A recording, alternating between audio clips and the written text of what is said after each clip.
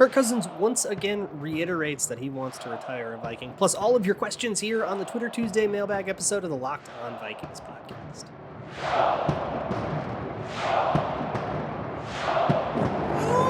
Ooh-wee! You are Locked On Vikings, your daily Minnesota Vikings podcast, part of the Locked On Podcast Network, your team every day. What's going on, everybody? Welcome to another episode of the Locked On Vikings podcast, part of the Locked On Podcast Network, your team every day. As always, I am your host, your pal, and the kid you copied off in math class. My name is Luke Braun. You can find me on Twitter at Luke Braun NFL, shows on Twitter at Locked On Vikings. Thank you so much for making Locked On Vikings your first listen of the day every single day.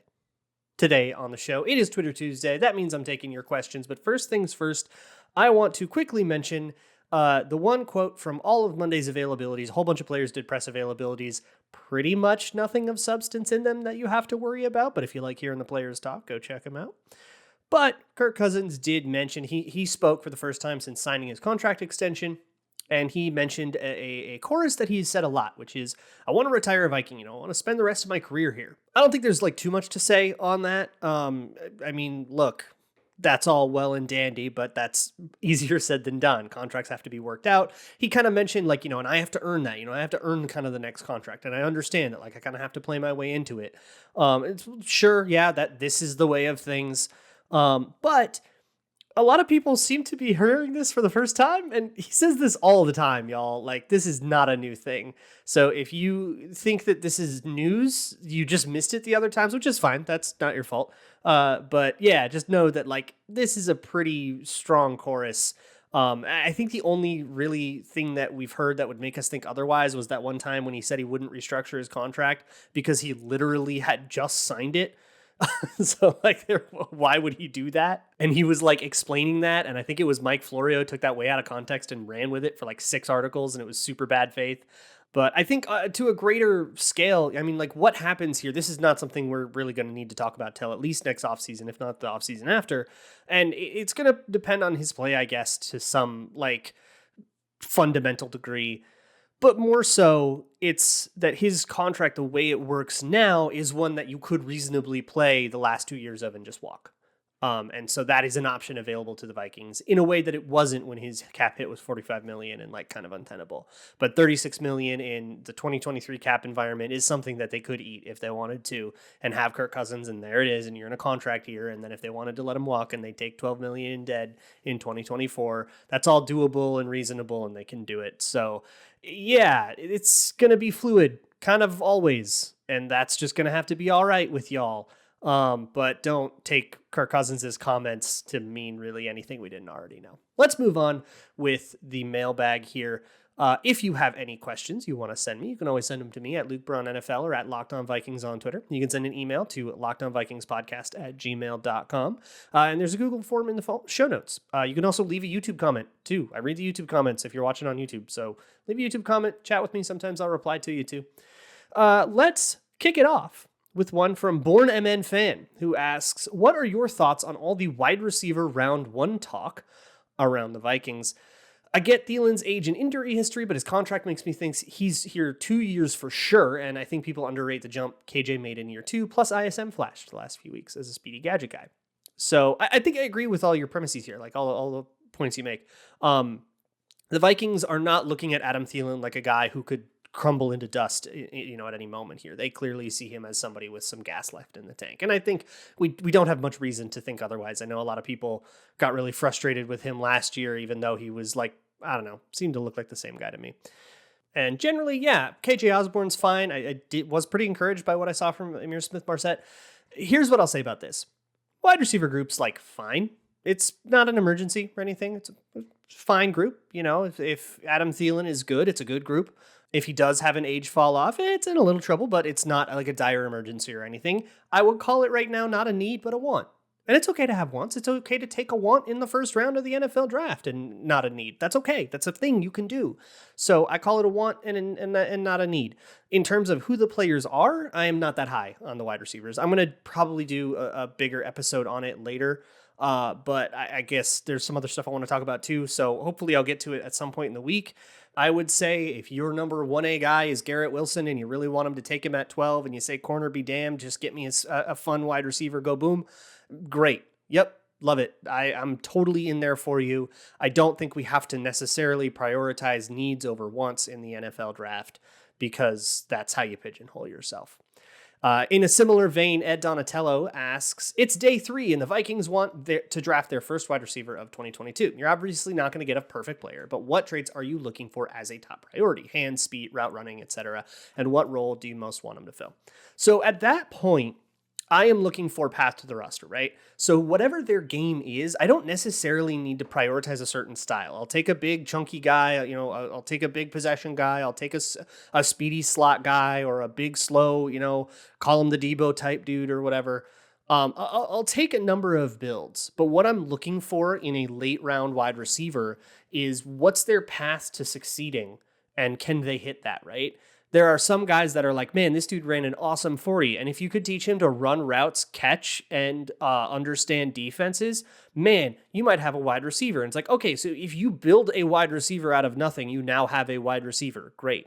So I'm not necessarily trying to get super enamored with like one elite trait when everything else is a disaster. So what's the path to him having success? If the path to him having success is, somebody like in Mock Draft Monday, we took Justin Ross, who's dealing with injury. And the path to success for him is if his knees aren't broken. Well, there's a decent enough chance of that. Sure, we know I took him in the 6th round. We'll throw a 6th rounder at him.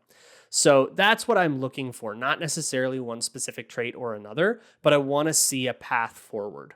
And when it comes to those project players, I think that's something Rick really lost track of down the stretch there. There wasn't a path forward for these players. He was just sort of drafting athletes.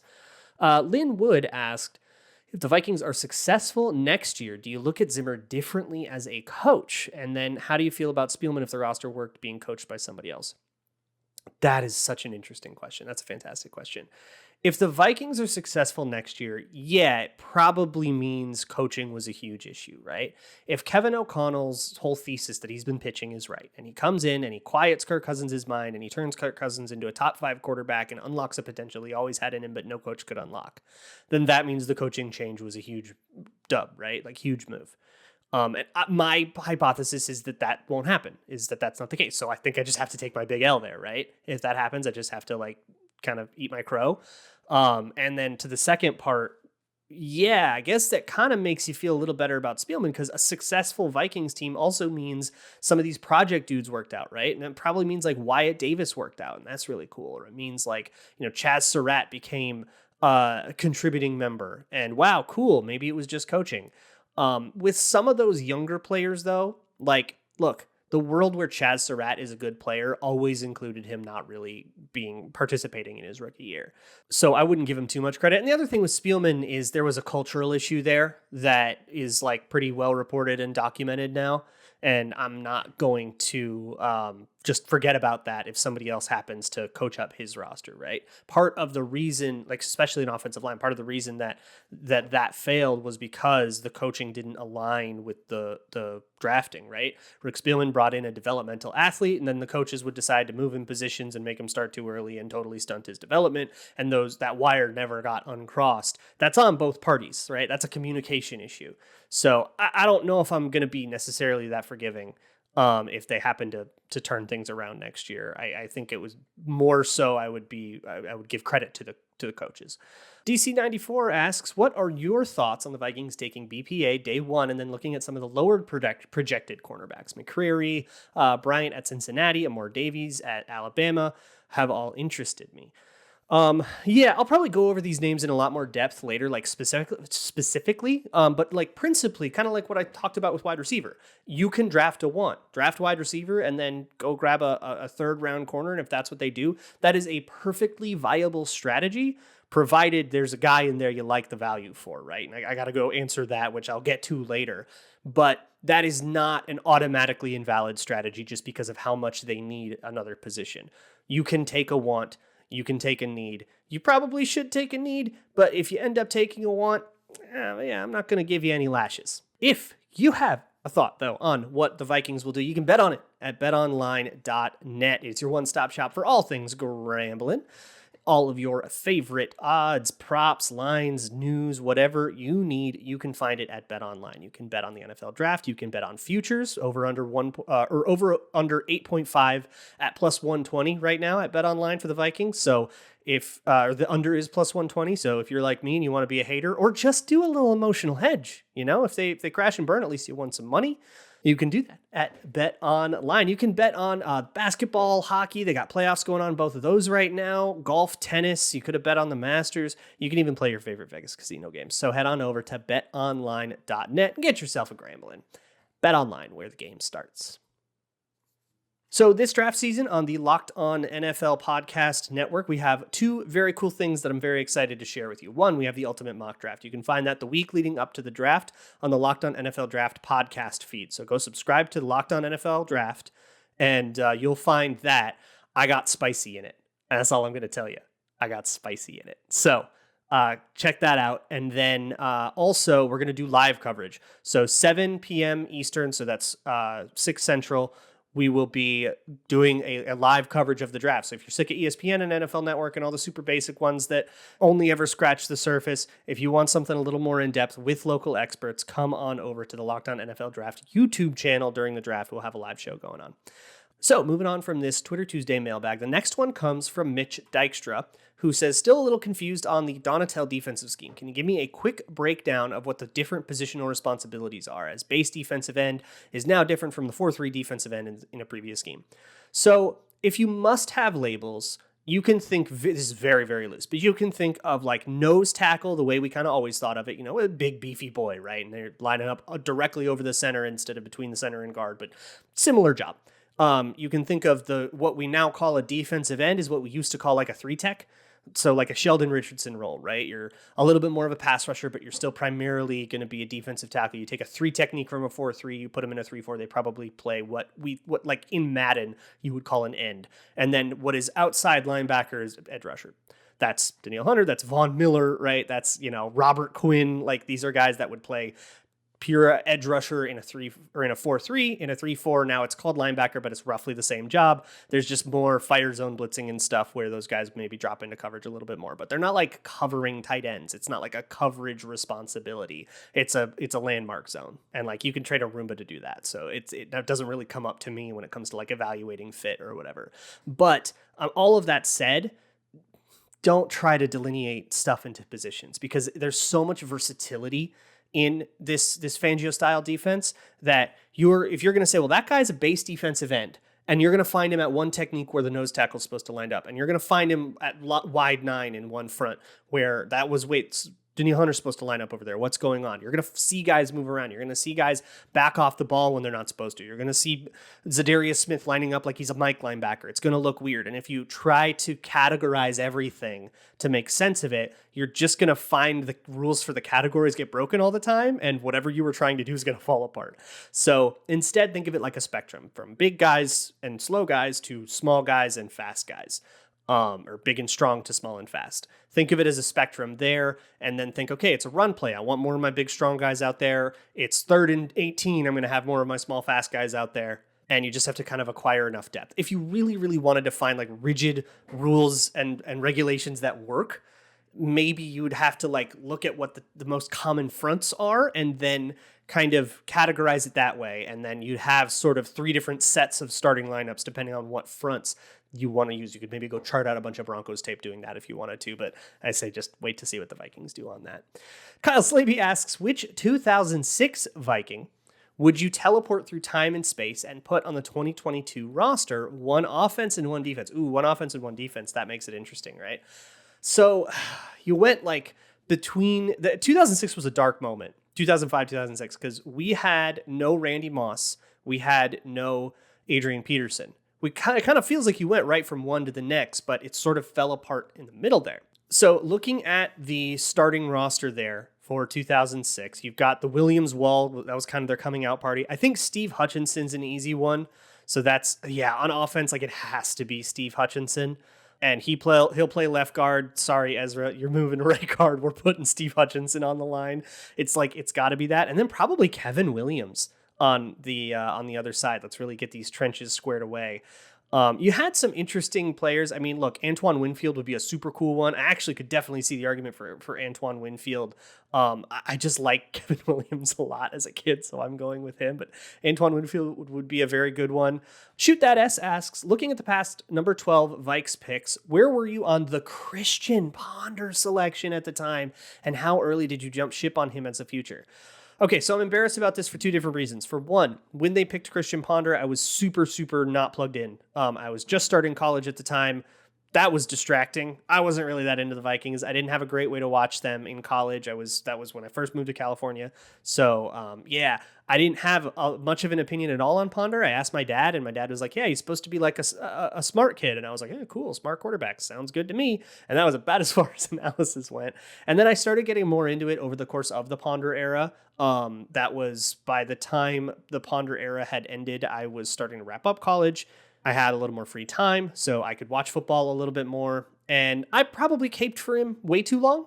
I was like, come on, give him a chance. He made the playoffs last year, like in 2013, as he was totally falling apart. And I was like, but I was blaming the pressure. And I sort of learned from Ponder how to differentiate when a quarterback is kind of exacerbating pressure versus when he's erasing pressure. And that was kind of a Ponder lesson that I learned. But yeah, I caved for Ponder for like way too long. Purple Velour asks, how deep in the draft do you think teams know with relative certainty how the picks will play out? It seems like everyone can always guess the first pick by the time the draft starts, but do you think the mystery of who's going to go in the first round is at all for show? I would say pretty close to what we can do, right? Because we can kind of figure out, all right, they're going to take this guy. It's going to be a little harder this year, honestly, but we can mostly figure out what teams are going to do for the first like 5-ish picks, and then it gets really hard from there. And I'm going to guess teams are probably pretty close, by the time they like, hey, we know what teams are at least taking a quarterback. So if I'm looking at how the wide receiver board is going to fall, I'm just kind of saying, okay, their quarterback, these are the real teams. And I think teams can mostly do that. They probably are a little more sourced up than any random fan is, right? Or even any journalist. They probably have better sources inside, other teams' front offices and stuff, and they can go do their own investigations and say, yeah, no, I really think the Bengals are in on Jamar Chase. I think they're going to take Jamar Chase. Let's pencil that in on the board and let's plan accordingly. I do think that after probably like 15, some surprise has happened, some trade has happened that throws everything out of whack, and then you're kind of in improvisation mode. I don't think it's too far off of what like we can do with just like intelligently thought out mock drafts. I have so many more questions to answer here, so I'm going to try to rip through as many of them as possible. First things first, though, let me talk to you about your car. I want you to take care of your car because I want you to take care of you. I want you to be safe, my sweet, sweet babies. So take care of your car when it needs to be taken care of. And look, that can be expensive and that's scary. Go to a mechanic and bring the part right to him. Order it online on rockauto.com, bring it right to them and say, I'm just going to pay for the labor. You will save money. Why pay 30, 50, even 100% more with a mechanic or an auto parts store that knows that you don't know how much this stuff's supposed to cost, and they're going to take advantage of that. Rock Auto ain't going to do that to you. So head on over to rockauto.com, enter your make, your year, your model. It will pull up anything you can possibly dream of you needing for your car. Everything from a tire kit or like safety supplies all the way to like super gearhead stuff like gaskets or whatever. Find it all at rockauto.com and make sure in the how you heard about us section that you let them know that Locked On sent you, because if you do not, the rabbits will invade the Balkans.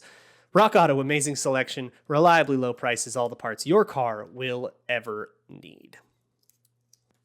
Moving on with this Twitter Tuesday episode of the Locked On Vikings podcast. The next question that I am going to answer here comes from Theo, who asks, Kwesi and others have downplayed the need for great corner play in the defense they'll be running, but you've often said that corners are immensely important in the Fangio defense. Are they just saying this because they're currently thin at CB, or is it something else? Sure, I think there's a nuanced answer to this that sort of reconciles what I've been saying and what they've been saying. In the Fangio-style defense, you can run a lot of zone and hide your corners. It just sucks to have to. And at its best, when a Fangio defense is really humming, I mean, 2018 Bears, right? They ran a ton of cover one, and they just ran man coverage, and they could do all sorts of crazy stuff on the front because they only really needed 5 guys and 1 deep person. So they had kind of 5 available players to blitz like constantly. And they could get away with it because they had enough man coverage. That's where it's good. Now, you can get away, if your corners are bad, the way to hide them is run a lot of cover 6, maybe run a lot of like bail 3, where you're having them play press bail, and you can kind of help hide them that way. But it takes away a ton of the versatility of the Fangio defense. It exists, it's limping you through, but it's surviving and it's not thriving. And so, yeah, they can get away with it, but that's not going to be a contending defense. You're hoping maybe we can crack the top 20 in the league. Ryan asks, you told us to think about the draft differently. In that vein, what are a couple legitimate first-round prospects that if the Vikings picked, the fans should full-on pitchfork and torch riot? Oh, I love it. It's kind of tough for me. I think if they pick like a run-stuffing defensive tackle, that would be a bit of a head-scratcher because they got Harrison Phillips, they have Dalvin Tomlinson. Like, it feels like they've got enough depth at that. If they're going to pick an interior defensive tackle, get a pass rusher. I'm going to put in, I'm going to say it, Tyler Linderbaum. If they pick Tyler Linderbaum, like we have Tyler Linderbaum at home and he's Garrett Bradbury. Garrett Bradbury is heavier than Linderbaum. Like you're worried about an undersized center. This dude weighed smaller at his pro day and his measurables were great and his testing was awesome, but so was Bradbury's. And this dude's a great wide zone scheme. Like you could copy paste his scouting reports onto Bradbury's as a prospect. If they pick Linderbaum, it's just spending a first rounder to have the exact same thing. Official Wongu fanboy asks, what fringe player would be the best feel-good story if they made the roster and actually created a role for themselves? For me, it's Twyman. I liked him coming out of Pitt last year, and I always find myself latching on to late-round defensive linemen. Sure, I think Twyman is a great answer for this because the dude took 4 bullets, and if he makes an NFL career after that, that's a freaking miracle. Plus, he fell to the 6th round, I think he got bad advice, and to overcome that would be pretty cool, right? Like he opted out over COVID, totally fair. And then he bulked up way too much and he bombed his drills. And that's not a thing, like you have so many people in your camp. That's not a thing that players typically come up with on their own. They have trainers and agents and advisors telling them what to do. And so I don't necessarily think that that's his fault. And I think if he dropped weight, especially if he dropped weight while he was recovering, that'd be sick. And if he could do that's a super, super sick story. But Julian Taylor's got to be one too, right? That dude's been out of football for 2 years, and he was seemed like he could have been an interesting player that could carve out a role for himself, and then he blew out his knee, and he's been out of football since 2019. Let's get that dude back on the field. That would be super sick. Rorschach Cousins asks a fun one. What is your favorite random channel or genre on YouTube that seemingly has nothing to do with your interest? I enjoy MeltTube, for example, just quiet dudes melting various metals in their garages. I have no desire to do any of this. What's yours? So I have 2 that I really like that I will recommend. One is called Answer in Progress. It is a couple of people that were born of the Vlogbrothers community, I think. And they, the main girl is a cool motion graphics editor, and she makes cool educational videos on random stuff you never thought about. And she very often tries to code machines that generate pasta recipes. It's very cool. I like it a lot. I love Dessert Person from Claire Saffitz and a lot of cooking channels. It's very fun. Another one that it doesn't get nearly enough run is called Primer. It is another one. He's a guy that codes up simulations for evolution and evolutionary principles and teaches you about if, is it better for animals to help each other or to be perfectly selfish and sort of compete against each other? Which one furthers the species more, that kind of thing. And he simulates it with cute little blobs. It's very good. Primer, Answer in Progress, and Dessert Person. Go get them. James Kunow asks, if we somehow draft Hamilton, what would your prediction for Bynum's role be? Backup, switch to cornerback, use 3 safety sets. Additionally, what would that mean for Hitman after 2022? So a couple of things here. I don't think it affects Hitman at all until he retires. I think Harrison Smith just gets to be the starting safety till he retires. I don't think any redundancy means we have to get rid of the guy. And I think in general, we're just way too afraid of redundancy. It's okay to have 3 good safeties. We don't need to, that's good. That works, actually. A Harrison Smith on a big contract, a 1st rounder and a 4th rounder, and there's your safety group, and you're protected from an injury. That's good. We're good. Yes, very good. We don't need to get rid of that redundancy. It's not an inefficiency to have depth. Look at what poor depth has done. It's not an inefficiency to have depth. Redundancy is okay. When it comes to that role, though, where you have one of them play in the slot or something like that, and somebody becomes your nickel corner maybe, and you put that guy in over like Chandon Sullivan. I could totally see that being a thing, and then you just kind of do that for as long as Harrison Smith is good. JV Swaps asks, the Vikings have been sued over their use of purple. They ask you to select a new color scheme. What you picking? Okay, this is really hard. Purple is so integral to the Vikings, and I think back to the reasons that purple became the color of the Vikings, which are disputed, by the way. Great story for another day. But a lot of it was just nobody else was purple at the time, and so that would make them unique. I want to keep that. I want to stay unique. I want to embrace the winter aesthetic, so I think a lot of white, a lot of really kind of light blue, a lot of cold ice. We're going to become the team of ice, right? And then maybe keep the yellow accent. But I still want to keep a cool color palette and a unique one. So I'm going to go with indigo, which kind of feels like cheating because it's right next to purple. But it's a very, I don't know, it's a color that feels very cold. But I think uniform-wise and stuff, I would lean into a very white aesthetic, a very snowy, icicle kind of vibe, and be sort of indigo and then like a cayenne. JBrook17 asks, could you use whiskey in a lasagna? Love this question. So I guess when you're making the sauce, you can put a little whiskey in there, and who's going to stop you?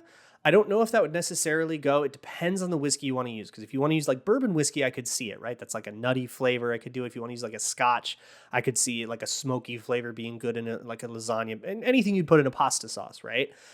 Just make sure that if you are using alcohols in your tomato sauces for lasagna, that you reduce it down enough that it doesn't get too liquidy, and then otherwise it'll all just smash out.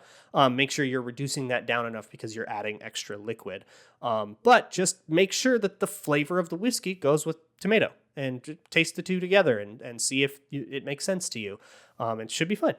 Observed Idiocy asks, if the Vikings somehow got Akeem Hicks and rotated defensive tackle, I'm not doing that one. Sorry, Observed Idiocy. And finally, Rasta Pasta asks, why do you add a dollop of mayonnaise to your Caesar salad? Sounds like somebody is projecting.